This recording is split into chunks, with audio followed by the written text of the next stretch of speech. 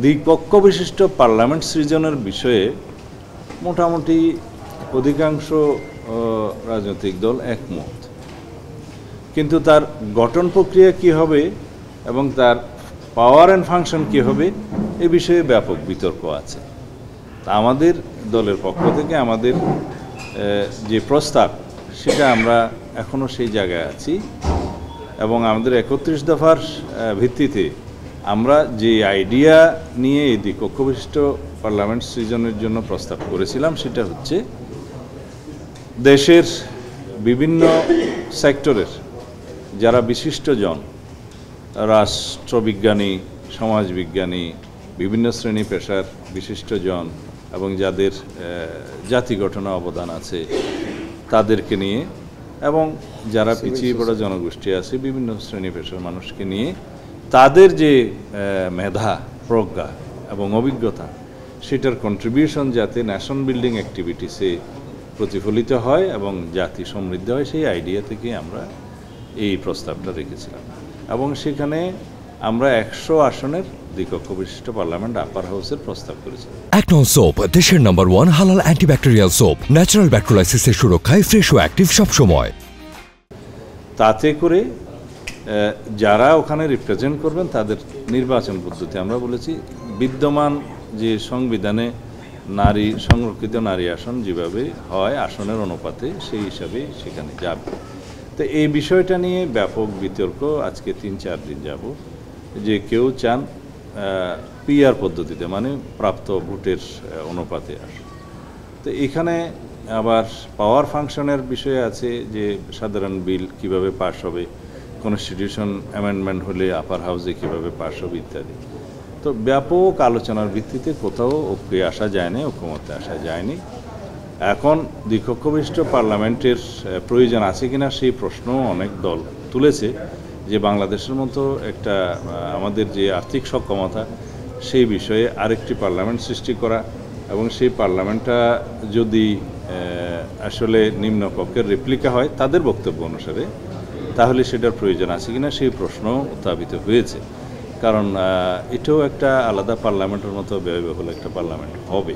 দ্বিতীয় বিষয় ছিল সংবিধান সংশোধনী সংক্রান্ত, কিভাবে সংবিধান সংশোধন হয় এবং সেই বিষয়ে সবার মতামত নেওয়া হয়েছে। তবে সুখের বিষয় আমি একটা অ্যাডিশনাল প্রস্তাবও দিয়েছিলাম, সেটা মোটামুটি সবাই গ্রহণ করেছে। সেটা হয়তো ঐকমত্য কমিশন যখন এখানে প্রেস ব্রিফিং আপনাদের সামনে করবেন তখন হয়তো ওনারা বলতে পারে। সেটা হচ্ছে বিদ্যমান সংবিধান কিভাবে সংশোধিত হয় নিম্নকক্ষে, মানে বর্তমান তো জাতীয় সংসদ যেটা আমরা আমাদের কনস্টিটিউশন অনুসারে আছে সেখানে প্রথাগতভাবে ট্রেডিশনালি 2/3 মেজরিটিতে সংবিধানে যে কোনো বিধান সংশোধন করার বিধান আছে। এখানে একটা বিধান আছে যে আর্টিকেল 142 অনুসারে সংবিধান কিভাবে সংশোধিত হবে সেটা ওখানে বলা আছে। তার মধ্যে বলা আছে যে সংবিধানের প্রস্তাবনা আর্টিকেল 8, 48, 56 এবং 142 ইটসেলফ এখানে যদি কোনো সংশোধনী আসে, পরিবর্তন আসে, সেটা পাশ হওয়ার পরেও রাষ্ট্রপতি সিগনেচারের আগে সেটা গণভোটে দিতে হবে। সেই গণভোটের বিধানটা এই জন্যে রাখা হয়, এই যে যেমন প্রস্তাবনা সংবিধানের একটা মৌলিক বিষয় এবং আর্টিকেল 8 হচ্ছে সে রাষ্ট্র পরিচালনার মূলনীতি, আর্টিকেল 48 হচ্ছে এটা রাষ্ট্রপতি সংক্রান্ত, 56 প্রধানমন্ত্রী সংক্রান্ত সংসদীয় ব্যবস্থা থাকবে কি থাকবে না এই সংক্রান্ত, এবং 142 হচ্ছে যেভাবে সংবিধান সংশোধিত হয় সেই বিধান সংক্রান্ত। তো এগুলো অত্যন্ত গুরুত্বপূর্ণ। এখানে যদি কোনো চেঞ্জ আসতে হয় তাহলে সংবিধানে উল্লেখ করা আছে এগুলো আবার জনগণের কাছে যেতে হবে গণভোটের জন্য। এখানে আমি প্রস্তাব করেছি আমরা যেহেতু আরও শক্তিশালী অবস্থা করতে চাই যাতে ভবিষ্যতে যে কেউ তত্ত্বাবধায়ক সরকারে যেন হাত না দিতে পারে। তত্ত্বাবধায়ক সরকার একরকম প্রতিষ্ঠিত বা রিইনস্টেট হয়েছে বলা যায়, যেহেতু হাইকোর্টের ভার্ডিক্টের মধ্য দিয়ে আর্টিকেল 58 ক এবং ক 2 পরিচ্ছেদ নামে আপনারা যেটা জানেন তত্ত্বাবধায়ক সরকার গঠন প্রণালী এবং পাওয়ার ফাংশন যেখানে আছে এটা আবার রিইনস্টেট হয়েছে। তবে সেটা আরও আপিল হবে এবং যেহেতু 13 অ্যামেন্ডমেন্ট চ্যালেঞ্জ হয়েছিল, জাস্টিস খায়রুল হক সাহেব এটাকে অ্যাবলিশ করে দিয়েছিল, সেটা আবার এখন রিভিউতে আছে। তা আমরা ধরে নিচ্ছি এটা জনগণের পক্ষে রায় হবে, মানে আমরা এটা ধরে নিয়ে যে তত্ত্বাবধায়ক সরকার ব্যবস্থা বহাল হয়েছে এটা ধরে নিয়ে আমরা কথা বলছি। এবং এমনও হতে পারে, আমি একটু অ্যাডভান্স এটা বলি, এমনও হতে পারে যদি জুডিশিয়ারিতে আমাদের পক্ষে, জনগণের পক্ষে রায় না আসে, যেটা রিভিউতে আছে, তারপরও পার্লামেন্টের কিন্তু ক্ষমতা আছে পুনরায় এটা প্রবর্তন করা, কারণ লেজিসলেশনের ক্ষমতা লেজিসলেচারের। তো আমি যে কোনো অবস্থায়, যেহেতু সারা জাতি তত্ত্বাবধায়ক সরকার প্রথম প্রতিষ্ঠার জন্যই সংগ্রাম করেছে, তা আমরা ধরে নিলাম তত্ত্বাবধায়ক সরকার ব্যবস্থা পুনঃপ্রতিষ্ঠিত হবে। তো সুতরাং এই তত্ত্বাবধায়ক সরকার ব্যবস্থায়ও যদি কোনো পরিবর্তন কোনো সময় কেউ আনতে চায়, সেটাও গণভোটের মধ্যে অন্তর্ভুক্ত করা হয় যেন, সেই প্রস্তাব করেছিলাম, সেটা অ্যাকসেপ্টেড হয়েছে। তা এখন আজকে এখানেই শেষ, এরপরের বিষয়টা আলোচিত হয়নি। ধন্যবাদ। বিএনপি উচ্চকক্ষে পিআর পদ্ধতিতে ভোটের পক্ষে না বিপক্ষে? সেটা তো পরিষ্কার, আমরা পিআর পদ্ধতিতে চাই না উচ্চকক্ষ, আমরা তো আগেই বলেছি। আমরা পিআর চাই, তবে আসন ভিত্তিক।